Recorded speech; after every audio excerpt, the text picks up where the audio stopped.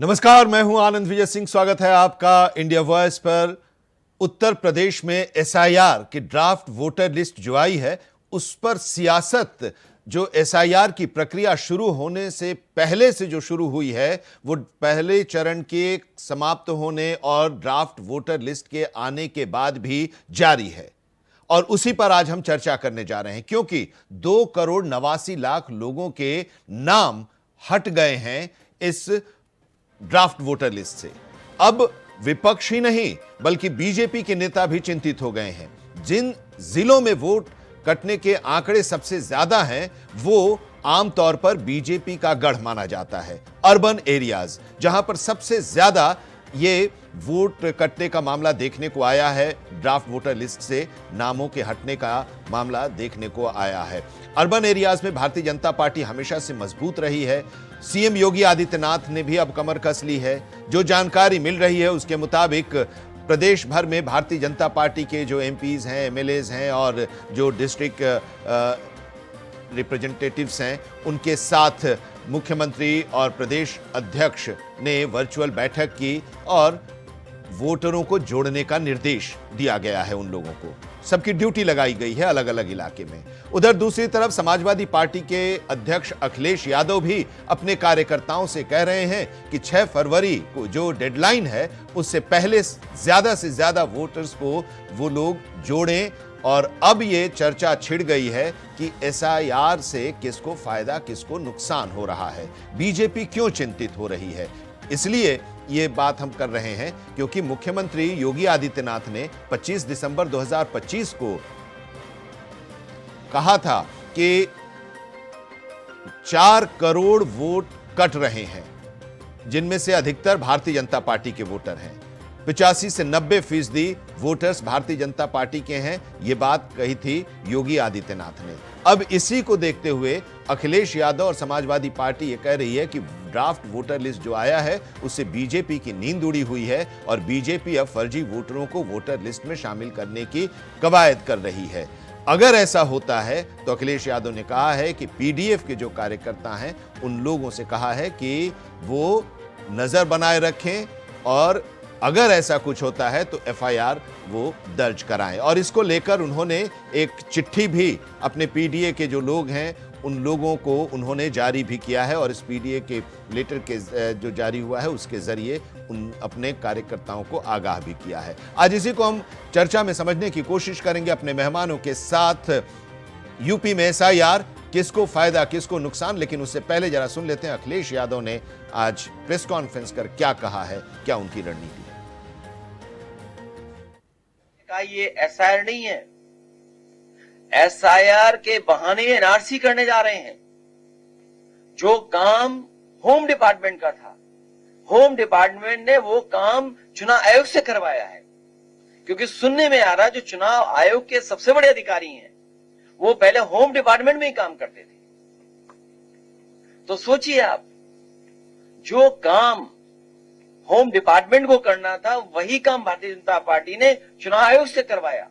ये तो बाद में हम लोग किसी ने जानकारी दी, किसी पत्रकार साथी ने, कि जो सबसे बड़े अधिकारी हैं ये भी होम डिपार्टमेंट में थे अधिकारियों पे। और तब इनके लोग मिल करके दबाव बना करके डबल बोर्ड बनवाने जा रही भारतीय जनता पार्टी। इसीलिए एफआईआर दर्ज कराने के लिए समाजवादी पार्टी अपने बीएलए लोगों से कहेगी, अपने पीडीएफ प्रहरी लोगों से, क्या प्रारूप उनको पास पहुंच जाएगा, उन्हें केवल डिटेल भरना है उसका और एफआईआर।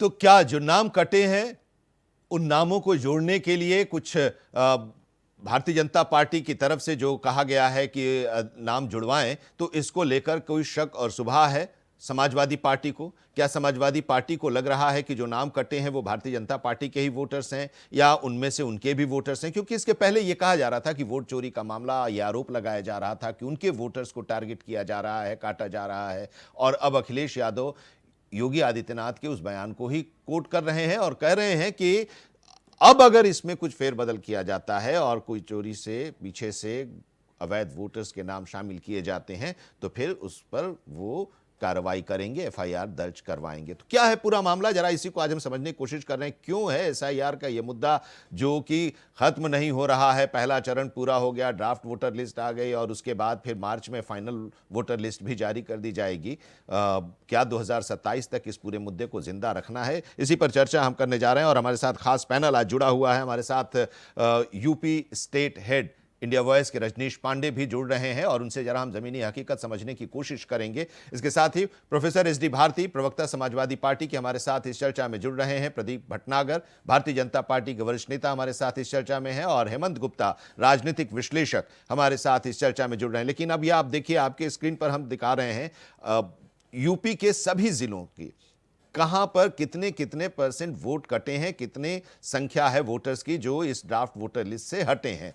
एक ऑन एंड एवरेज ये कहा जा रहा है कि करीब 60 से 65 हजार वोटर्स हर विधानसभा क्षेत्र से उनके नाम हटे हैं। तो ये 2,89,00,000 वोटर्स कौन हैं?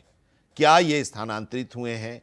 क्या जो घुसपैठिए की बात हो रही है वो भी इसमें शामिल है? ये तमाम सवाल हैं कि ये आज हम इसी को समझने की कोशिश करेंगे। हमारे साथ तमाम मेहमान जुड़े हुए हैं। शुरुआत रजनीश आपसे ही हम करना चाहेंगे। जरा आप बताइए कि इस पूरे मामले को लेकर जब एसआईआर बिहार में शुरू हुआ था उस समय से ही ये पूरा मामला गरमाए हुए था और अब तो उत्तर प्रदेश और पश्चिम बंगाल सहित जो 12 राज्य में हो रहे हैं तो उसमें उत्तर प्रदेश में तो हम लोग देख ही रहे हैं, हर दिन कुछ भी अगर सियासत हो रही है तो एसआईआर उसके सेंटर में होता है।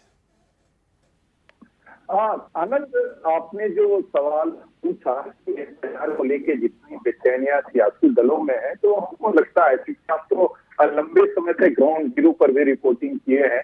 सियासी दल अपने मुफीद के हिसाब से सही को गलत, गलत को सही भी बताने से कोई परहेज नहीं करते। कुछ दिन पहले एक एसआईआर को लेकर भारतीय जनता पार्टी के वर्करों की मीटिंग हुई थी, जिसमें एसआईआर को लेकर भारतीय जनता पार्टी के वर्करों की मीटिंग हुई थी, जिसमें जिलों के जिम्मेदार पदाधिकारी बुलाए गए थे। उसमें उन्होंने कहा, योगी आदित्यनाथ का था कि इतना वोटर कट गए हैं, कहीं ना कहीं उन्होंने इसका पूरा ठिकरा, ये नहीं कह सकते, इशारों में कहा कि संगठन को इस पे काम करना चाहिए। उसके बाद एक लंबी लकीरें खींचती हुई नजर आई, कहा गया कि नहीं, ये तो संगठन नहीं, सरकार के भी लोगों की जिम्मेदारी थी। खैर, समाजवादी पार्टी को लग रहा है जैसे बिहार इलेक्शन का जो परिणाम आया एसआईआर को लेके, तो जाहिर तौर पर जो सियासी पार्टियां हैं, जो अपोजिशन की सबसे बड़ी पार्टी है, या चाहे हम कांग्रेस की भी चर्चा कर ले, हालांकि बसपा के तरफ से वो रिएक्शन नहीं मिल रहा है जो एसआईआर को लेके एक विपक्षी पार्टी का आना चाहिए था। समाजवादी पार्टी को लग रहा है कि कहीं बिहार जिससे अगर परिणाम आ जाए तो फिर यहां क्या होगा। देखिए, कोई भी क्षेत्रीय दल होता है, 1 से 2 चुनाव तक वो सरवाइव करती है, लेकिन बाद का जो चुनाव का सरवाइव करने का तरीका होता है वो स्ट्राइक रेट कम हो जाता है। वही रीजनल वर्कर है, आप देख लीजिए बहुजन समाज पार्टी की 7 से बाद, जब से वो सत्ता से बाहर है, अब देख लीजिए उसके मात्र 1 विधायक है। तो समाजवादी पार्टी को भी लग रहा है। और दूसरी बात है कि प्रेस कॉन्फ्रेंस हम भी सुन रहे थे, अखिलेश यादव का एक बड़ा आरोप था कि जो एसआईआर हो रहा है एनआरसी के, इसके बाद एनआरसी का नंबर होगा। मैं बता रहा हूं आपसे आनंद जी कि पीडीए पाठशाला, चाहे पीडीए के जो वर्कर थे, अंदर खाने की खबर है, उन्होंने जाके अल्पसंख्यकों की बस्ती में यही कहा कि ये आपको एसआईआर कराना जरूरी है। अगर एनआरसी, इसी के बाद ये एनआरसी टाइप का मामला है, कम पढ़े लिखे लोग, तो भारतीय जनता पार्टी के लिए ये चैलेंज हो गया कि उनके वर्कर जब सो रहे थे तो समाजवादी पार्टी या पीडीए प्रहरी कह सकते हैं, उन्होंने जाके अल्पसंख्यकों के बस्ती में कराया और 100% करा ले। देखिए, चूंकि उनका आरोप लगाना लाजमी है, विपक्ष की सबसे बड़ी पार्टी है, पार्लियामेंट में 3रे नंबर की पार्टी है, तो वो कह रहे हैं। लेकिन भारतीय जनता पार्टी के जो वर्कर है, मैं ग्राउंड जीरो की बात बता रहा हूं, रोज पार्टी मुख्यालय में जाता हूं, ये लोग कुछ किए नहीं। हालांकि दावे जरूर कर रहे हैं, भारतीय जनता पार्टी के पक्ष रखने के लिए भी वरिष्ठ नेता अपने परिचय में बताया बैठे हैं। लेकिन सही बात है कि जब एसआईआर को लेके प्रेस मुख्यालय, इनके ऑफिस मुख्यालय से फोन किया जा रहा था, तो निगेटिव वर्कर इतने थे, तो सीधा शिकायत थी कि भाई साहब वो लोग तो फोन नहीं उठा रहे हैं। जब योगी आदित्यनाथ ने ओपन सभा में उन्होंने कहा कि भाई आप लोग तो जो मंशा थी पार्टी का उस पर आप लोगों ने काम ना किया, तो थोड़ा सा हरकत में आए जरूर, लेकिन चूंकि समाजवादी पार्टी, मैंने कहा कि विपक्ष अपना राजधर्म का निर्वहन कर रहा है, विपक्ष होने का धर्म अदा कर रहा है, तो कोई गलती नहीं है। शुरू से चूंकि एसआईआर को लेके विपक्ष लामबंद रहा, तो अखिलेश यादव आज जो प्रेस में बात कहे उनका अपना तर्क हो सकता है और भारतीय जनता पार्टी का बचाव में अपना पक्ष हो सकता है। जी ठीक है, प्रदीप भटनागर जी के पास आते हैं, उसके बाद फिर हम समाजवादी पार्टी के प्रवक्ता के पास भी जाएंगे। प्रदीप जी, नींद उड़ गई है क्या आप लोगों की? जो 2,89,00,000 वोटर्स, और उसमें से अभी भी जिनकी कुछ मैपिंग नहीं हो पाई है करीब करीब 1 करोड़ के आसपास है, ये 4 करोड़ का जो आंकड़ा है, संख्या है, उसको लेकर। देखिए, मैं भी सुन रहा था जो विश्लेषक जी बोल रहे थे, मैं सुना आपको पूरा। देखिए, एसआईआर हुई, जो भी नाम 3 करोड़ के आसपास जो नाम कटे, तो हमने देखा, सुना, ठीक है, बहुत से नाम कटे और ऐसे भी थे कि जिनके वोट हैं और उनका फिर भी नाम कट गया।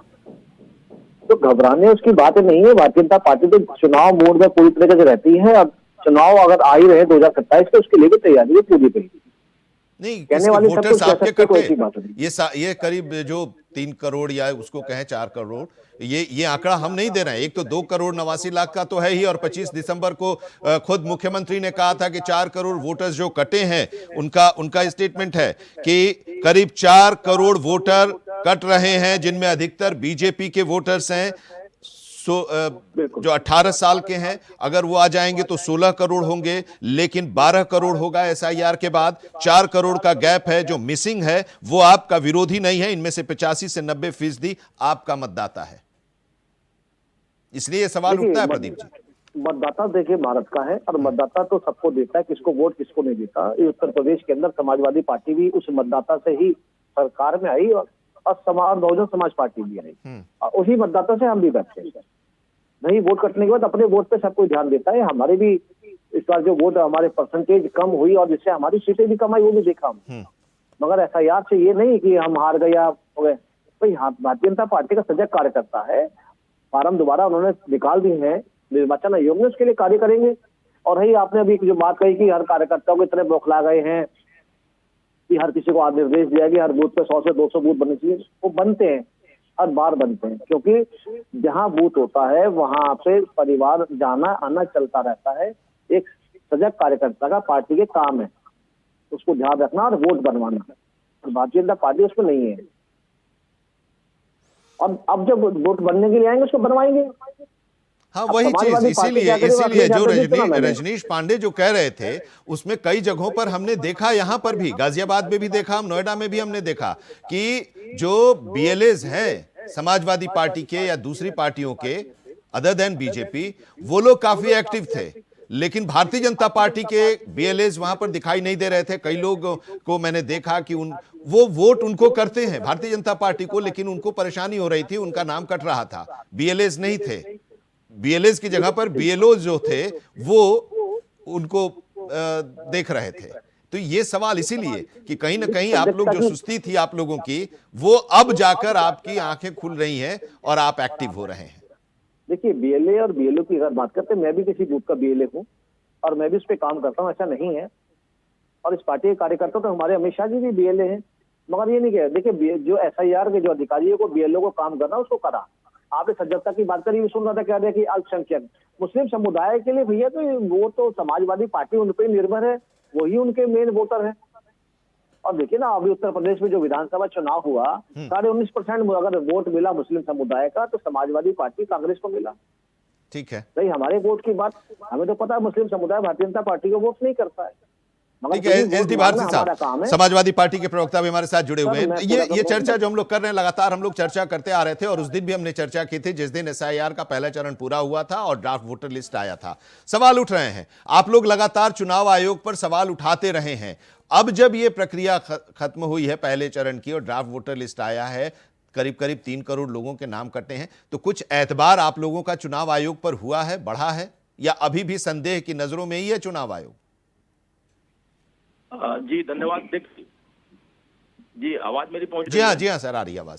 जी देखिए, 6 जनवरी को जो राज्य चुनाव आयोग ने जो ड्राफ्ट लिस्ट जारी किया था उसमें ये सभी को पता है कि 5,55,56,000 वोटर कुल 2,89,00,000 कटने के बाद हुए थे उत्तर प्रदेश में, जिसमें सबसे ज्यादा लखनऊ में 30% के आसपास अर्थात 12,37,000 वोट कटे। उसके बाद गाजियाबाद में, फिर नोएडा में, फिर इलाहाबाद, फिर कानपुर नगर। तो ये तो कटे। तो ये तर्क जो है कि ये भारतीय जनता पार्टी के वोटर हैं, तो मैं अब कहूं कि बलरामपुर में सबसे ज्यादा वोट कटे। बलरामपुर तो एक छोटा जिला है और वहां से कटे, फिर हापुड़ में कटे, तो फिर वहां किनके वोट कटे? ये दो चीजें हो गई। अब सवाल यह है कि बीएलओ तो एक ही है, लेकिन पंचायत चुनाव के लिए 19 दिसंबर को राज्य निर्वाचन अधिकारी का जो गजट आया, जो सूचना आई कि उसमें 12,69,00,000 वोटर हमारे पास हैं। अब आप ये अंतर क्यों है बताइए? 12,69,00,000 और 12,56,00,000। बीएलओ एक ही है, तो अंतर क्यों है? ये कंट्राडिक्शन क्यों है? दूसरी चीज ये है कि समाजवादी पार्टी का हमेशा ये रहा है। हमारे आज के प्रेस कॉन्फ्रेंस में हमारे पार्टी के राष्ट्रीय अध्यक्ष आदरणीय अखिलेश यादव जी ने भी यह मांग की है कि जो मैपिंग ऐप है, उस मैपिंग ऐप के माध्यम से भारतीय जनता पार्टी फर्जी वोट जोड़ना चाहती है। और वो मैपिंग ऐप वो किसका है ये किसी को नहीं पता। क्या ऐसा है कि जो electoral bond Bharatiya Janata party को देती है उन कंपनियों का मैपिंग ऐप है? तो इस तरह से मैपिंग ऐप के माध्यम से भारतीय जनता पार्टी अब जो है जो बैकफुट पर आई है, तो अब ये दोगुना तिगुना फर्जी वोट जोड़ने की फिराक में है। दूसरी चीज, आज हमारे राष्ट्रीय अध्यक्ष जी ने प्रेस कॉन्फ्रेंस के माध्यम से मांग किया कि आधार को जो है मतदाता सूची से जोड़ी जाए और आधार भी मेटल कार्ड हो, जिससे उसमें किसी तरह की डुप्लीकेटी भारतीय जनता पार्टी न कर पाए। तो ये 2-3 चीजें हैं। मैपिंग एक तो बड़ा सवाल है, दूसरा कि बीएलओ एक ही है, लेकिन वोट की जो संख्या है और कटे हुए वोटों की संख्या में ये कंट्राडिक्शन क्यों है, अंतर क्यों है? अगर ये सब में भारतीय जनता पार्टी फर्जीवाड़ा करती है तो निश्चित रूप से हम लोग कोर्ट की शरण में जाएंगे। ठीक है, जरा अब हेमंत जी के पास जाएं, लेकिन जरा ये कुछ जो सवाल अभी तक आए हैं जरा इसको क्लियर करेंगे रजनीश जी। रजनीश जी,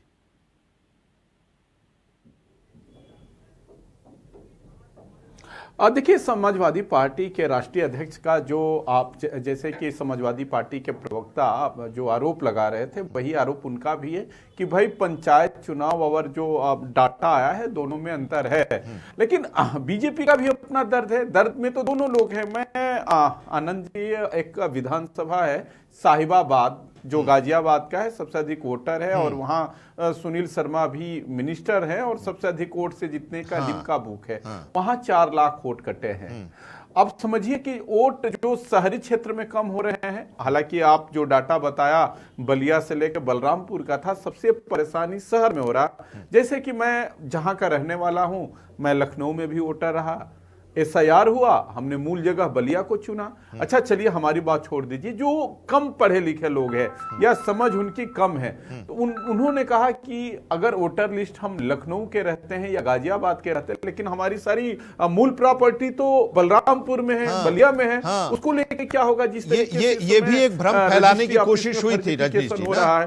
तो जो शहर के वोटर थे, आनंद जी थोड़ा समझते हैं कि ये एक बड़ा रोल था। जैसे तमाम लोग मिलते थे जो यहाँ सचिवालय में काम कर रहे हैं या अच्छे जगह पर है, तो उन्होंने कहा कि यार हमारी तो बिघऊ की जमीन गांव में है, हम यहाँ के वोटर बने। यहाँ ठीक है, हम 1850-2250 स्क्वायर फीट में रह रहे हैं या अपार्टमेंट में रह रहे हैं, मूल तो हमारा वहां है। दूसरी चीज है कि जो एक बड़ी गाँव की आबादी बड़े शहरों में रहती है, तो देखिए पंचायत चुनाव में सबका इंटरेस्ट होता है। अगर वो गांव का आईएएस शहर में भी हो गया कहीं डीएम में, तो उसको वो बार बार जब पंचायत चुनाव होता पूछता है कि हमारे गांव का प्रधान कौन हुआ।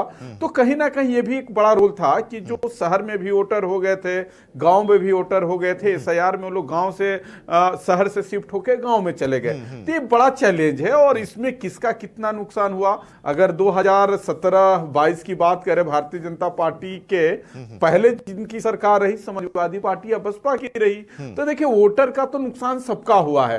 अब कहने के लिए है कि एनआरसी इसी के बहाने हो रहा है। देखिए सियासत में तो मुद्दे होते ही है, मुद्दा नहीं रहेगा तो कौन पूछेगा जिसका वोट कट रहा है। लेकिन कहीं ना कहीं अपना अपना मूल्यांकन है आनंद जी। और मूल्यांकन इस बात की है कि चूंकि जैसे कि भटनागर जी बता रहे थे कि हम भी बियोले हैं, अमित शाह भी बियोले हैं, काम कर रहे हैं, मैं बता रहा हूं प्रदेश मुख्यालय में जो एसआईआर की निगरानी कमेटी बनी थी, उन लोगों का कहना था कि जिले में हमारे वर्कर फोन नहीं उठा रहे हैं। जिला अध्यक्ष जो बने हैं नए नवेले, उनके तरफ से गलत फीडिंग जानकारी दी जा रही है, बड़ा घातमेल है, सर दर्द हो रहा है, ऐसी ऐसी परेशानी के लोग बता रहे थे। लेकिन वही जो पीडीएफ प्रहरी बने थे, वो माइक लेके वीडियो भी चला था चैनल में, वो लोगों के बीच जाके एक उत्सव बनाए, धार्मिक वो कहते हैं ना उत्सव का त्योहार, वो लोग एक इवेंट के तौर पर, बिल्कुल इवेंट के तौर पर आते थे, सोसाइटीज में गए, संडे को गए हैं और इवेंट के तौर पर सारे लोग, सारे पदाधिकारी जो हैं और कुछ सांसद या विधायक जो भी हैं वो लोग आए, तो इवेंट के तौर पर अपना कुछ देर रहे, फोटोग्राफी हुई और फिर निकल गए। लेकिन परेशानियां होती रहीं। ये हमने अपने सोसाइटीज में भी देखा, भले प्रदीप जी उसको ना माने। आते हैं प्रदीप जी, इस पर जवाब आपसे भी लेंगे, लेकिन हेमंत जी भी हमारे साथ जुड़े हुए हैं। हेमंत जी जरा बताइए, किसको नुकसान किसको फायदा, आपको क्या लग रहा है, क्या आकलन है आपका? ये जो अब राजनीति फिर से शुरू हो रही है, इसको लेकर आरोप प्रत्यारोप का दौर चल रहा है, निगाहें और कहीं पर निशाना। आप इसको समझने की कोशिश कीजिए, जहां से हमारे मुख्यमंत्री योगी जी आते हैं, उनके क्षेत्र से 6 लाख वोट कट गए, वाराणसी से लगभग 9 लाख कट गए, गाजियाबाद से कट गया, बलिया बलरामपुर तक तो जिसका सुई नहीं थी। और सबसे ज्यादा परेशानी क्या है अखिलेश यादव की, कि अगर यूपी में देखिएगा तो सबसे ज्यादा वो जो वोटर कटे हैं वो लखनऊ से, वहाँ करीब करीब 31% वोटर कट गए, जो मुस्लिम आबादी का 21.46 आबादी है। दूसरे नंबर पर देखिएगा गाजियाबाद है, जहां से 28.83% वोट कट गए, जो टोटल मुस्लिम आबादी का 20% पॉपुलेशन रखती है। तीसरे नंबर पर देखिएगा बलरामपुर, वहां पर 25.90% वोटर कटे। अब वहाँ 11.71 बचे, जबकि पहले 15 लाख 16 लाख के करीब वोटर थे। चौथे नंबर पर कानपुर है, वहां पर 9 लाख वोटर कम हो गए, मतलब 25.50%। आप समझिए पहले 35 लाख से ऊपर थे, तो अब आप वहाँ 26 लाख समथिंग रह गए। 5वें नंबर पे मेरठ है, जहाँ 24.66 थे, अब वहाँ पर 26 रह गए, वहां पर भी वोट कट गए।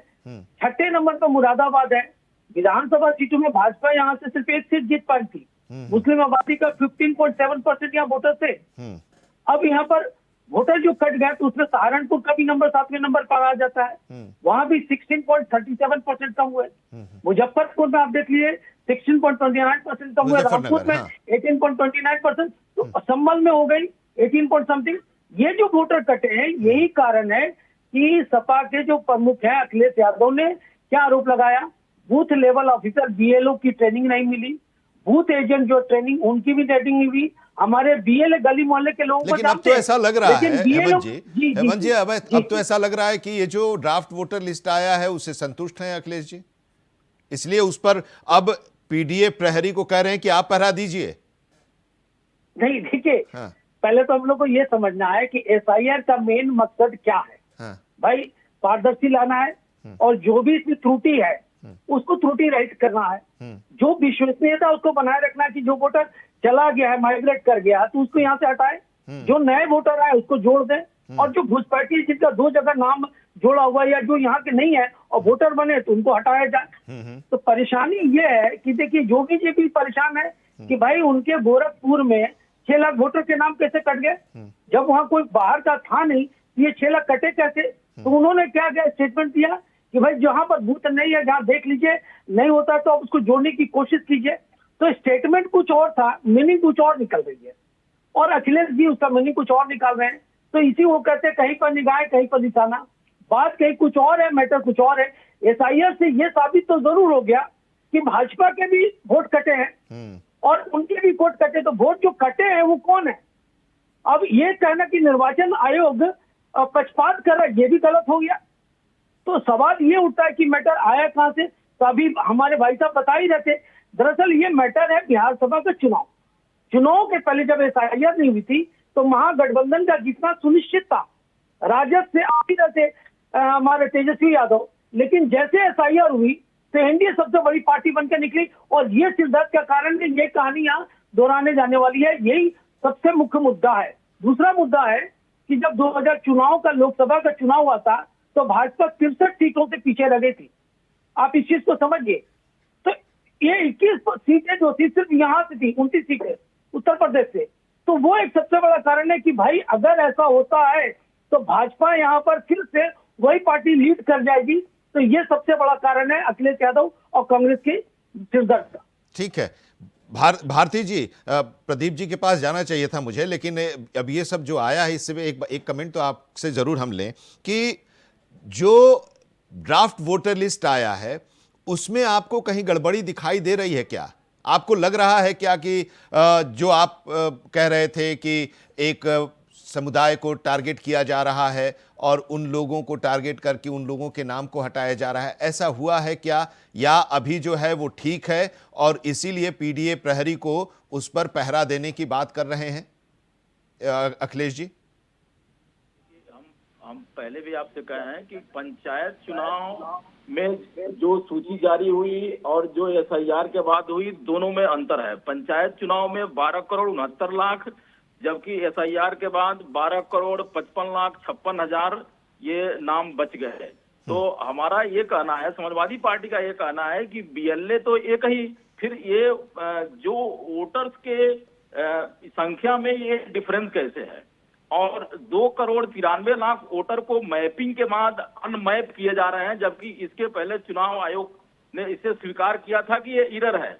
तो क्या ये एरर है कि ये सब बीजेपी करा रही है? पहले कहा जा रहा था कि कोई नोटिस नहीं जाएगा, जो लोग नाम कट गए हैं, अब इलेक्शन कमीशन कह रहा है कि सबको नोटिस जाएगा। तो ये एसआईआर के बहाने भारतीय जनता पार्टी चुनाव आयोग के मदद से, ये सही बात यह है कि एनआरसी लाना चाहती है। और जहां तक बिहार की बात है, बिहार में जो 65 लाख वोटर बाहर हुए तो उसमें घुसपैठिए कहाँ गए? घुसपैठियों की तो बात अलग से होगी ना।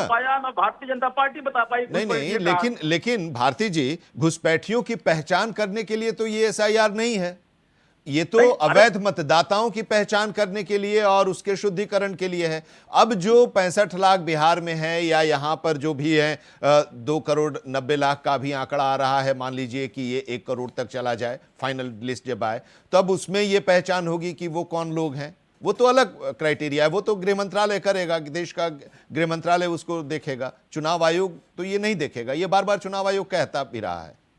नहीं तो वही तो भारतीय जनता पार्टी के नेता कह रहे हैं, चुनाव आयोग भी कह रहा है कि हम, और यहाँ तक कि बिहार चुनाव के दौरान यहाँ अभी अमित शाह जो है पश्चिम बंगाल गए, वो भी बार बार कह रहे हैं घुसपैठिए। वहां भी 58 लाख लोग बाहर हुए, वहां भी घुसपैठियों को पता नहीं चला है। तो हमारा ये कहना है कि ये एक बहाना है और भारतीय जनता पार्टी का सबसे बड़ा झूठ फरेब है। और जब भारतीय जनता पार्टी के वोटर कटे हैं उत्तर प्रदेश में एसआईआर के ड्राफ्ट लिस्ट के बाद, तो भारतीय जनता पार्टी एक या मैपिंग ऐप के माध्यम से फर्जीवाड़ा करना चाहती है और फर्जी लोगों का नाम जोड़ना चाहती है। हम लोग तो चुनाव आयोग से मांग कर रहे हैं कि इस तरह के फर्जीवाड़े को रोका जाए, जो है देखा जाए। वही बात अभी भी उसी पर है भटनागर जी, भारती जी वही बात ये कर रहे हैं। लेकिन सवाल अब इसमें यह भी है ना कि कहीं पर तो चूक हुई है। अब अगर 2,89,00,000 3 करोड़ की अगर हम बात कर लें, उस 1.25 करोड़ की हम अभी हटा दें, अगर ये 3 करोड़ के आसपास जो लोग हैं, तो ये चिंता की बात तो है ही ना। किस प्रदेश में इतने समय से ये लोग रह रहे हैं और इनकी पहचान नहीं हो पा रही थी। 15 साल पहले समाजवादी पार्टी के ही पूर्व विधायक है जो साहिबाबाद से चुनाव लड़े थे, उन साहब ने 30,000 वोट बनवाए थे जीतने के लिए डुप्लीकेट, जो बाद में बस की बस आएगी। ये षड्यंत्र समाजवादी पार्टी चुनाव लड़ने के लिए जो वोट बैंक का काम करती है, इधर से उधर से इधर का, ये सब उसका नतीजा है। 8,81,000 वोट कटे हैं साहिबाबाद विधानसभा से और बहुत बड़ी पॉपुलेशन है। लेकिन आप लोगों पर यह आरोप लग रहा है, जैसा कि अभी रजनीश जी भी कह रहे थे कि एसआईआर के जरिए एनआरसी की कोशिश है या उसी की राह पर ये चल रहा है। देखिए, कहने को कुछ भी कह दिए, एनआरसी का अपनी जगह है, वो ठीक है, आप उसको जोड़ के देख रहे 23 साल के बाद। मतलब ये विपक्ष का आरोप है जिसको कोट कर रहे थे रजनीश जी। मैं वही चीजों पे आ रहा हूँ। तो अभी इन्होंने कई जगह के सहारनपुर भी लिया, इन्होंने समाजवादी पार्टी ने भी टारगेट करा कि मुसलमानों की वोट, भाई मुसलमानों की वोट नहीं काटे, वोट वो काटे हैं, वोट वो करते हैं जो एक विधानसभा दूसरी विधानसभा में आपने बनवा रखे थे जीतने के लिए, डुप्लीकेसी के लिए। अरे बीजेपी के वोट कटे हैं या समाजवादी पार्टी के वोट कटे हैं, ये तो दिखाई देगा। तब दिखाई देगा जब लिस्टें और पूरा है, लेकिन दोबारा फिर फॉर्म भरें। बहुत सी जगह ऐसी भी है, मैं खुद ही बूथ संभालने वाला हूँ, खुद बूथ कार्य करता हूँ, एक लिस्ट में दो जगह नाम है, मेरा 2-3 जगह नाम था, कटवाए मैंने फिर भी नहीं कटे। अब कहने को तो जो मर्जी कहता हूँ, मैं तो स्पष्ट चैनल में बैठ के बोल रहा हूँ इस चीज को। जो गलती बीएलओ करते हैं उसको भुगतना पड़ता है बाद में। जो बीएलओ ने काम करा है, ठीक है, वोट कटे, मानते हैं। तो दो जगह आपका नाम था, तो 2 जगह वोट भी करते थे क्या प्रदीप जी? नहीं, कैसी बात करते हैं? जब हाथ में निशान शाही लग जाती है तो आप कैसे कर दोगे? मैं तो आपको ओपनली बता रहा हूँ। और चुनाव अधिकारी को शिकायत करने के बावजूद नहीं कटा, आप तो कम से कम हटेगा। मैं तो उदाहरण खुद अपने आप में दे रहा हूँ, दूसरे के लिए तो छोड़िए ना। हम पीढ़ी के लिए काम नहीं करते, हम उत्तर प्रदेश की जनता के लिए काम करते हैं। अगर वोट कटे हैं, जिनके गलत वोट भी कटे हैं, हमें पता है हजारों वोट ऐसे हैं जो गलत भी कटे हैं, उनको 6 नंबर फार्म से पुणे दोबारा जुड़वाएंगे उनको, ऐसा नहीं है। और जो ये जो भारी लोग बार बार यहाँ बैठ के कर रहे हैं, मतलब आपके हिसाब से जो हुआ, अगर उत्तर प्रदेश के ही हम उत्तर प्रदेश के ही दायरे में अगर हम बात करें, तो आपके लिहाज से चुनाव आयोग ने एसआईआर की जो प्रक्रिया की, जो ड्राफ्ट वोटर लिस्ट जारी की है, उस पर कोई संदेह नहीं है? नहीं, हमें कोई संदेह नहीं है, कोई संदेह नहीं है। देखिए, निर्वाचन आयोग ने अपना काम किया, और आप चिंतित भी नहीं है? और आप चिंतित भी नहीं है? आते हैं हेमंत जी, आते हैं। नहीं, चिंतित तो है, बिल्कुल है। जिनके वोट किनके कटे, किनके नहीं, उसके चिंतित है। और उन पे जांच करेंगे कार्यकर्ता लोग, बीएलए हमारे जितने भारतीय जनता पार्टी के, उस पर ध्यान करेंगे, बूथों पे बिल्कुल जाएंगे, लिस्ट देखेंगे। मगर कहने का मतलब ये, अगर हमारे बीच में आज मुलायम सिंह यादव जी नहीं रहे, कल्याण सिंह जी नहीं रहे, उनके वोट अभी भी जुड़े हुए हैं, क्या वो कटने नहीं चाहिए? ठीक है, तो ठीक है। रजनीश जी कुछ कहना चाह रहे थे, उसके बाद हेमंत जी के पास आते हैं। हाँ, रजनीश जी।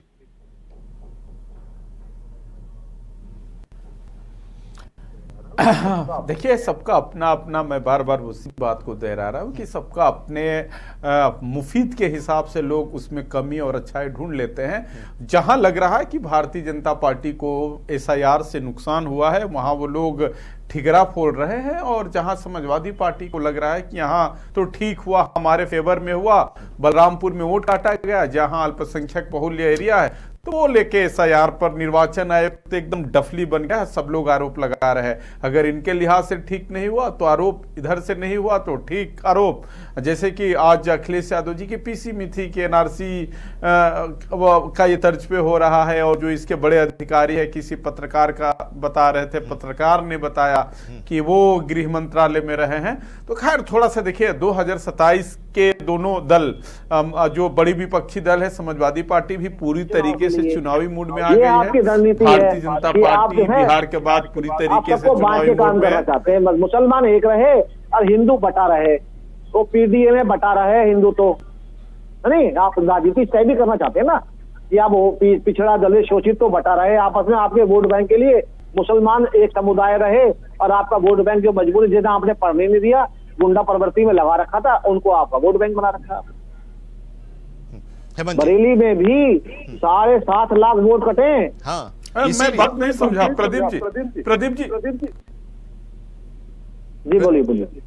प्रदीप जी, आप कहना क्या चाह रहे थे? वो मैं तो यही कहना चाहता हूँ, ये यहाँ बैठ के समाजवादी पार्टी, देखिए हिंदू मुसलमान, समाजवादी पार्टी नहीं, रजनीश जी हैं, हम हमारे स्टेट हेड यूपी के, वो अपनी बात रख रहे थे अभी। अच्छा। हाँ, देखिए, मैं तो देखिए प्रदीप जी, आपकी पार्टी भी नहीं कहती है, जैसे कि आप भले अपने दल के पक्ष यहाँ रख रहे हैं कि मुसलमान आपका नहीं है, सबका साथ, सबका विश्वास लेके बात करती है, और आप जो डिबेट में बार बार मुस्लिम शब्द यूज कर रहे हैं कि मुसलमान किसके हैं, वो आपके हैं, हिंदुस्तान के। जब आप संविधान की शपथ लेते हैं तो सबका विकास वाली बात करते हैं। आप कैसे कह रहे हैं कि उन्होंने पहले भी कहा धर्म को लेकर टारगेट कर रहे हैं? आपकी पार्टी, आपकी दिक्कत हो सकती है। और सुनिए, भारतीय जनता पार्टी के भी लोग कहते हैं कि हमारी पार्टी भेदभाव नहीं करती है, आपकी पार्टी कहती है। आपके सीएम, अब मुख्यमंत्री योगी आदित्यनाथ का भाषण सुनिए, जो भी सरकार की योजना होती है सबको लाभ मिलता है, कोई उनके खांचे में ये नहीं होता है कि हिंदू होगा कि मुसलमान होगा, ब्राह्मण होगा कि ठाकुर होगा। लेकिन आप लगातार जिस तरीके से, अभी मैं आपके बात से सहमत नहीं हूं और मैं उसको खंडन करता हूं कि मुसलमान किसके हैं, मुसलमान आपके भी है, आपकी भी सरकार में मुसलमान मंत्री हैं, आपके पार्टी में एमएलसी हैं। लेकिन प्रदीप भटनागर जी ने शुरू में कहा था ये बात, और फिर उसके बाद फिर वो बाइफिकेट कर रहे गलत हैं बात अलग है अलग ना। ग्रुप से। आप पहले उन्होंने कहा कि 2,89,00,000 जो बोल वोटर्स हैं जिनके नाम हटे वो हमारे वोटर्स हैं, वो सारा आपने कहा, लेकिन फिर उसके बाद फिर बाइफिकेट करके उस वर्ग तक, वर्ग के बारे में तो सवाल समाजवादी पार्टी उठा रही थी। आपके पास आते हैं, ठीक है, हेमंत जी का ले लेते हैं, उसके बाद फिर आपके पास आते हैं प्रदीप जी। हेमंत जी। क्योंकि देखिए संविधान में सभी को बराबर का अधिकार है, इसमें किसी खास समुदाय के बारे में नहीं बोला जा सकता। लेकिन सवाल ये उठता है कि मैं फिर बार कह रहा हूँ कि भरम फैला करके कि चुनाव आयोग के बारे में या एसआईआर के बारे में भरम फैला करके आप कुछ देर के लिए तो लोगों को बरगला सकते हैं, लेकिन बहुत देर तक लोगों को नहीं बरगला सकते।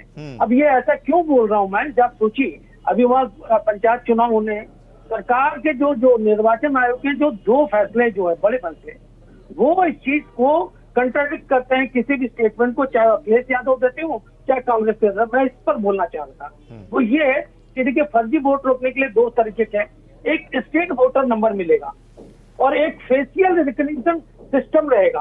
तो स्टेट जो वोटर लिस्ट है उसमें स्टेट वोटर नंबर दिया जाएगा।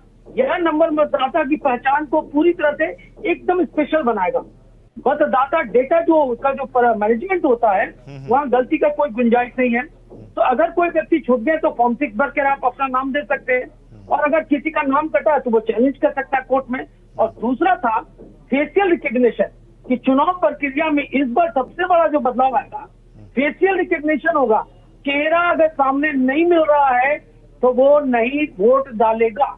आयुक्त आरती सिंह जो आपके थे उन्होंने एकदम क्लियर कहा कि वे मतदाता और जो फर्जी मतदान है दोनों में यही अंतर होगा कि फर्जी मतदाता का इस बार पूरी तरह से अंकुश लगेगा।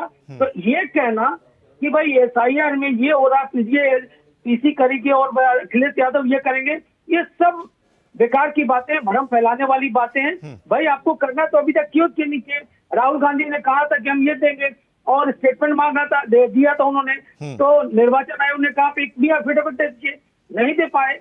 तो ये कह करके भ्रम फैलाना बहुत देर तक लोगों के बीच में नहीं चलेगी। लेकिन अब सवाल एक ये भी है ना भारती साहब, एसडी भारती जी, एक सवाल तो ये भी है ना कि आप लोग सवाल तो लगातार ये सब उस पर उठा रहे हैं। भारतीय जनता पार्टी के जो केंद्र में सरकार बनी उस समय से लेकर अब तक जितनी भी योजनाएं आई हैं उन योजनाओं पर आपका विरोध होता रहा है, शक की नजर से आप देखते रहे। 2003 में एसआईआर हुआ था, किसको पता है, इतना हल्ला गुल्ला शोर तो नहीं मचा था, पता ही नहीं चला एसआईआर हो गया 2003 में। अब लोग को लग रहा है कि अच्छा 2003 में भी एसआईआर हुआ था, हमारा नाम था, और 2025 में हो रहा। उस समय सब कुछ ठीक था। अब अचानक 2025-26 में जब एसआईआर हो रहा है और सरकार दूसरी आ गई है तो फिर उस पर सवाल उठाए जा रहे हैं। लेकिन एक सवाल है, सवाल किस चीज पर, मैंडेट चोरी का या फिर वोट चोरी का? भारती जी। हाँ जी, पहले तो मैं आपको एक चीज बता दूं कि 2003 में जो एसआईआर हुआ था उसमें 5 महीने का समय मिला था। सबसे बड़ा हम लोगों का विरोध रहा है कि टाइमिंग का, जो एसआईआर के लिए केवल 1 महीने का टाइम दिया गया है। दूसरी चीज, एक तथ्यों पर हम जाएंगे कि जो जनप्रतिनिधित्व कानून 1955 की धारा 21A में लिखा है कि चुनाव आयोग जो है एसआईआर तो कर सकता है, लेकिन वहीं 21B में लिखा है कि किसी पर्टिकुलर लोकसभा या विधानसभा क्षेत्र का कर सकता है, पूरे देश का एक साथ नहीं कर सकता है। तो इनके टाइमिंग पे और तौर तरीकों पर हम लोगों का विरोध रहा है। पूरे देश में एक साथ कहां हो रहा है? बिहार में जब हुआ तो बिहार में भी वही समय की बात उठी, लेकिन चुनाव आयोग ने कहा कि जितना समय बिहार में 2003 में था एसआईआर का, उतना ही 2025 में वही समय था, उतने ही दिन में था। 9 राज्य और 3 केंद्र शासित प्रदेशों में तो हो रहा है ना, हुआ है ना एक साथ जो है। हाँ, तो मेरा क्या ये उससे कहना है कि अगर ये सही है तो ये असम में क्यों नहीं हुआ है और महाराष्ट्र में क्यों नहीं हुआ है, जबकि यहाँ इन 2 जगहों पर होना चाहिए था। असम में तो आपको भी पता है कि जब हुआ एनआरसी हुआ तो वहाँ 19 लाख में से 12 लाख हिंदू बाहर हो गए थे, 7 लाख मिसलेनियस लोगों का था। तो एसआईआर अगर ठीक है तो केवल भारतीय जनता पार्टी और उसके अलायंस संगठनों पार्टियों ने ही केवल समर्थन किया, बाकी देश की किसी विपक्षी पार्टी ने इनके तौर तरीकों, इनकी मंशा को जो है। अब यही इसी तरह के संदेह वाले सवाल केरल में भी उठे थे।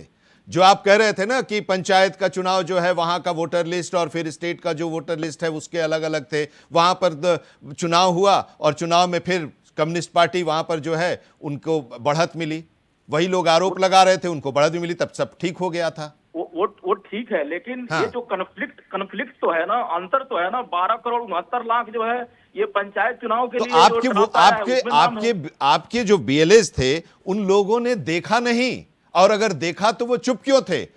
नहीं, बीएलए सवाल तो ये भी है ना, आप बीएलएस के ही साथ बीएलओस को कहा गया था कि बीएलओस के बारे में भी था कि भाई अकेले वो कैसे कर पाएंगे, तो उनके लिए सुप्रीम कोर्ट ने ये कहा कि सभी पार्टियों के बीएलएस हों, उनको मदद करें और उसमें नाम जुड़वाएं जो लोग वोटर हैं उस इलाके के, क्योंकि वो बेहतर जानते हैं, पार्टी के जो बीएलएस होंगे वो बेहतर जानते हैं कि किस मोहल्ले में कितने लोग हैं, किस घर में कितने लोग हैं, उनका जब हेल्प होगा तो और अच्छा बनेगा वोटर लिस्ट। जी देखें, बीएलओ और बीएलओ जो दिए गए, जो चुनाव आयोग ने बनाया, ये आप सभी को पता है कि ये बीएलओ चुनाव आयोग के आदमी नहीं है, प्राथमिक विद्यालयों के शिक्षक हैं। हाँ। ये अन्य विभागों में क्लास 3 एम्प्लॉई हैं। बीएलओ की हालत ये कि उनको गणना प्रपत्र 2 सेट में चुनाव आयोग ने दिया, लेकिन गाँव में उन लोगों ने एक एक प्रपत्र ही बांटा, जबकि इसमें नियम ये था कि आप एक पर रिसीविंग दीजिए। अब आप उनकी बताइए अकाउंटेबिलिटी क्या, जैसे हमने अपना प्रपत्र भर के जमा किया, कल ड्राफ्ट लिस्ट में हमारा नाम नहीं आया तो उसकी अकाउंटेबिलिटी कौन लेगा? तो ये बीएलए के वजह से ही हमारे समाजवादी पार्टी में हर बूथ के लिए बीएलए बनाए गए थे और बड़ी मुस्तैदी के साथ हमारे साथियों ने ये काम किया है, लेकिन उसके बाद भी जो ड्राफ्ट लिस्ट आई है उसमें तमाम कमियां हैं। तो समाजवादी पार्टी ने एक अलग प्रारूप बनाया है जो कार्यकर्ताओं को दिए जा रहे हैं। तो एसआईआर की ड्राफ्ट लिस्ट से और अपने स्तर से जो एक प्रारूप दिया गया है उनके डाटा को कंपैरिजन करने के लिए कहा गया है और तुरंत वो पार्टी को सूचित करें, ये बताया गया है। अब तो वोट चोरी का आरोप कांग्रेस भी लगा रही है। वो कांग्रेस जिसका बिहार की अगर हम बात करें तो 10% वो पार नहीं कर पा रही है, और वो भी वोट चोरी का। उत्तर प्रदेश में वही स्थिति है, आप उससे बड़े दल हैं और वो वोट चोरी का आरोप लगा रही है। तो ये भी तो है ना, ये भी इसीलिए मैंने कहा कि मैंडेट चोरी या वोट चोरी। अब तो हम डेटा चोरी की बात कर रहे हैं। जो एक मैपिंग ऐप आया है, मैपिंग ऐप पता नहीं है कि वो कौन सी कंपनी बना रही है, क्या ऐसी कंपनी बना रही है जो भारतीय जनता पार्टी को इलेक्टोरल बॉन्ड देती है, वो देश को भी नहीं पता है। और उस मैपिंग ऐप के माध्यम से भारतीय जनता पार्टी डेटा की चोरी करके और इनके जो वोटर कटे हैं उसमें ये फर्जीवाड़े तरीके से दुगुने वोटर बढ़ा सकती है, ऐसी हम लोगों को पूरी संभावना है। संभावना ये है कि अब आप लोग डेटा चोरी कर रहे हैं प्रदीप जी, एक एक के ऊपर एक एक पायदान ऊपर भारतीय जो विपक्ष है वो बढ़ते जा रहा है। पहले था कि वोट चोरी के का आरोप था, ईवीएम से वोट चोरी से फिर जब एसआईआर का आया तो आप उनके वोटर्स को टारगेट कर रहे हैं, उनको हटा रहे हैं, और अब तो ये आ गया कि जो ऐप है उसके जरिए, जो मैपिंग ऐप है उसके जरिए आप डेटा चोरी कर रहे हैं। थोड़ी सी चीजें बता दूं मैं, ये डेटा चोरी की जो बात कर रहे हैं, तो मैं पहले तो ये बता दूं कि लोकसभा में अखिलेश यादव जी जो है विपक्ष के तीसरे नंबर के नेता है, दूसरे नंबर के नेता है। ये वो सवाल क्वेश्चन पूछ सकते हैं कि कौन बना, कौन सी कंपनी है, कौन सी नहीं। यहाँ आके जो आप ज्यादा बोल रहे हैं कि इलेक्ट्रल बॉन्ड और फलाना बॉन्ड, पता ना चोरी में आप भी पकड़े गए और कांग्रेस भी पकड़ी गई। जिसने टैक्स नहीं भरा इलेक्ट्रल बॉन्ड में आता है समाजवादी पार्टी के नाम से पैसा और अखिलेश जी घर पहुंच जाता है, उन चीजों को ना छेड़ी तो अच्छी बात है। दूसरी चीज कह रहे थे ये, अब ये लोग की बात कर रहे थे, इनको ये नहीं पता कि 3 महीने का टाइम दिया था, 1 महीने का टाइम नहीं दिया। और 3 महीने का टाइम में समझ लीजिए एक बूथ पे 700-800 वोट, 1000 वोट होते हैं। अगर एक दिन में 10 भी अगर वोट भी करेगा तो लगा लीजिए कि 90 दिन में कितना काम होगा। ये 5 महीने 6 महीने की बात कर रहे हैं। समझ की बात तो यही है कि नेतागण बैठ तो जाते हैं डिबेट पे, आकलन या आंकड़ा करते नहीं है। लेकिन हम लोग चर्चा इसलिए भी कर रहे हैं, हम लोग चर्चा इसलिए भी कर रहे हैं कि चिंता विपक्ष तो इस पर आरोप लगाता रहा, लेकिन चिंता मुख्यमंत्री की तरफ से भी हुई। सारे क्वेश्चन भूल जाऊंगा, बहुत कुछ पूछा है। नहीं, चिंता मुख्यमंत्री जी की तरफ से भी हुई ना सर। मैं थोड़ा सा, लेकिन चिंता करना मुख्यमंत्री जी हो कि 4 करोड़ हमारे ही हैं 85%। जो मैं कटे वही हैं। तो मैं आपकी बात पे आता हूँ, थोड़ा सा समय दीजिए ना मुझे।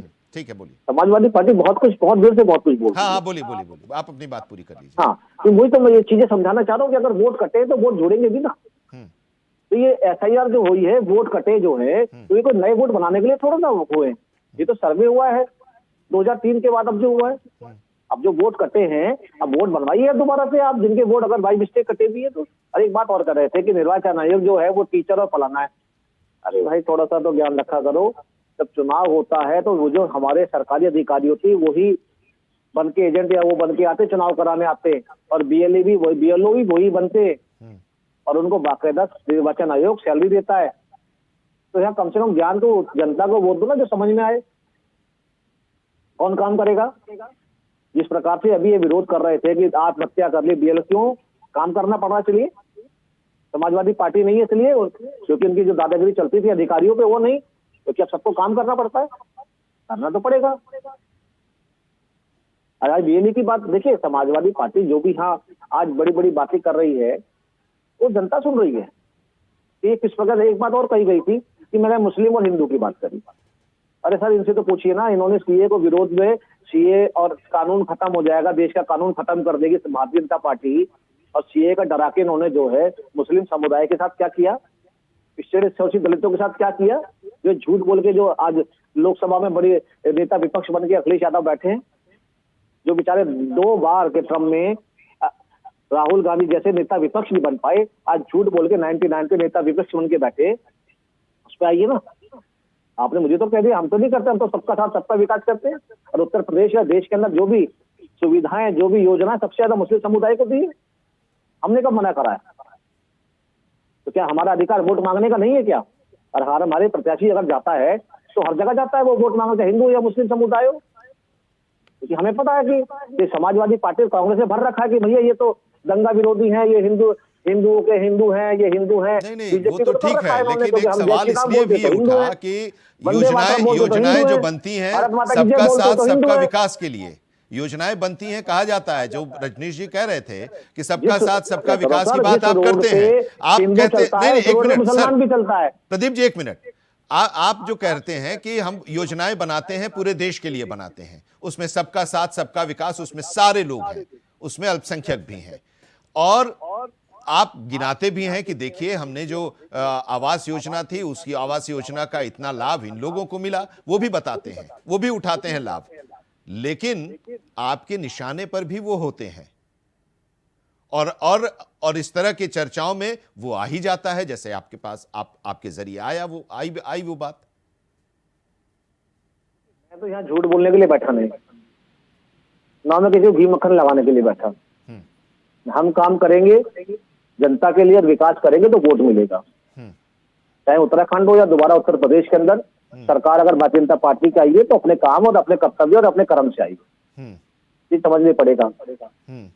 अगर कोई गुंडा प्रवृत्ति का ये सोचे कि जमीन कब्जा लूंगा और मैं सरकार को घी मक्खन लगा के आगे बदमाशी करना, वो नहीं कर पाएगा। ठीक है, ये तो समझना पड़ेगा। ठीक है रजनीश जी, ये मुद्दा 2027 तक चलेगा, चुनाव तक, भले मार्च 2026 में फाइनल वोटर लिस्ट आ जाए, उसके बाद भी रहेगा।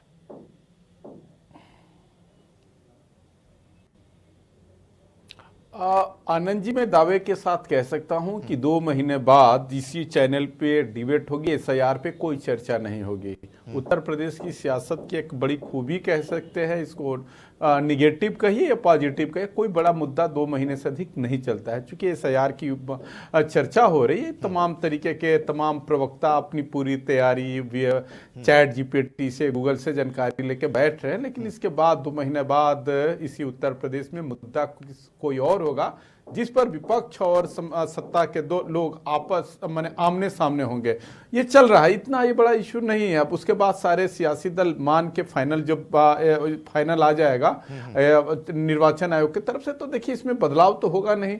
तब भारतीय जनता पार्टी हो या समाजवादी पार्टी हो या जिसको निर्दल लड़ना हो या कांग्रेस की बात कर ले, सब लोग उसी वोटर लिस्ट पे काम करेंगे जो फाइनल इलेक्शन आयोग से फाइनल होके आएगा। क्योंकि संवैधानिक संस्था है, सवाल हमेशा उठता रहा, जब कांग्रेस का रहा तो ईडी सीबीआई पर भी सवाल होता रहा, जब भारतीय जनता। तो क्या ये समझा जाए कि अखिलेश जी का जो बयान है, ये समाजवादी पार्टी का जो बयान आते रहता है कि इसके जरिए एनआरसी तो ये शिफ्ट हो जाएगा एनआरसी पर।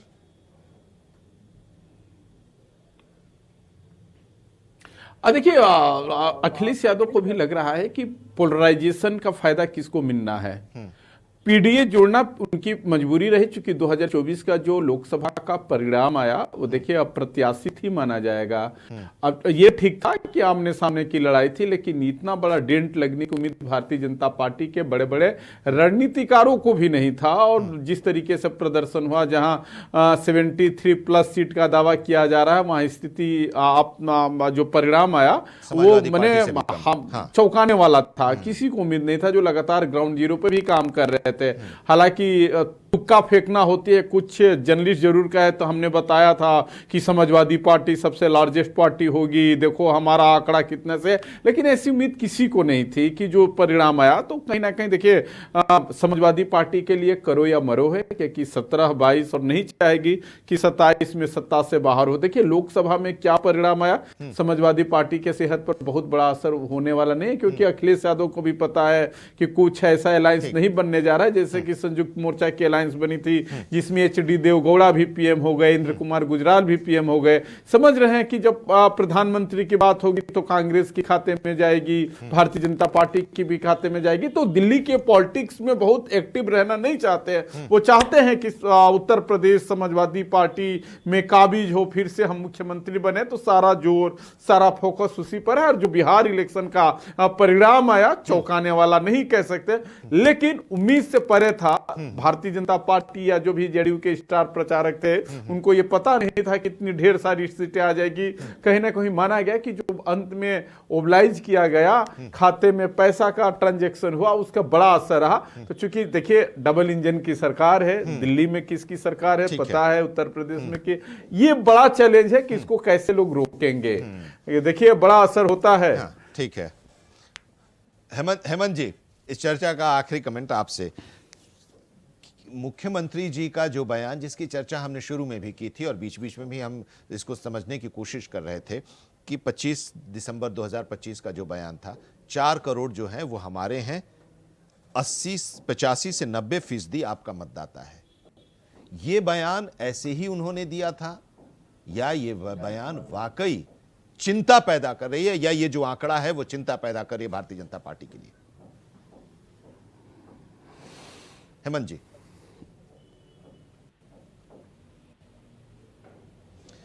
चलिए, हेमंत जी से हमारा संपर्क टूट गया। एक आखिरी कमेंट रजनीश आप ही से, इस पर कुछ बताइए क्या है ये बयान मुख्यमंत्री का ऐसे ही था या वाकई चिंतित है बीजेपी और मुख्यमंत्री? देखिए भारतीय जनता पार्टी के टॉप लीडर जो बोलते हैं तो एक रणनीति का पार्ट होता है। अब रणनीति जो बनाया होगा उसको पता होगा इसके पीछे बोलने का क्या मसला है। हाँ। लेकिन जब इनका स्टेटमेंट आया तो समाजवादी पार्टी के नेताओं ने जरूर कहा कि बच के रहना है, कुछ बड़ा खेल होने जा रहा है। तो आप समझ सकते हैं कि कहीं समाजवादी पार्टी के ओवर कॉन्फिडेंस में अगर वर्कर आ जाएंगे तो परिणाम वो नहीं होगा जिसके लिए तमाम प्रहरी बनाए गए, एनआरसी प्रचार किया गया। तो कहीं ना कहीं जो सेफ जोन में चला जाएगा उसके लिए 2027 बड़ा चैलेंज हो जाएगा। कहने का मतलब यही है कि अगर भारतीय जनता पार्टी के वर्कर सेफ जोन में समझ रहे तो उनके लिए अप्रत्याशित हो सकता है। और समाजवादी पार्टी के संकेतों में समझा दिया कि अरे हमने तो बहुत एसआईआर में ढेर सारे काम कर दिए, पटकनी दे दिया है।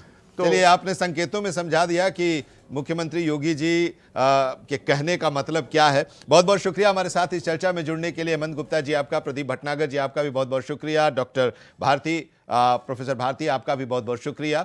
रजनीश पांडे हमारे स्टेट हेड भी हमारे साथ जुड़े रहे और इस पूरे प्रकरण के बारे में विस्तार से जो ग्राउंड रिपोर्ट है उसको उन्होंने समझाने की कोशिश की, क्या हकीकत है वो समझाने की कोशिश की कि यूपी में जो एसआईआर का पहला चरण पूरा हुआ है और जो वोटर लिस्ट का ड्राफ्ट आया है उसमें किसको फायदा और किसको नुकसान होने की संभावनाएं दिखाई दे रही हैं। तो आज चर्चा में इतना ही, लेकिन देश और दुनिया की खबरों के लिए देखते रहिए इंडिया वॉइस।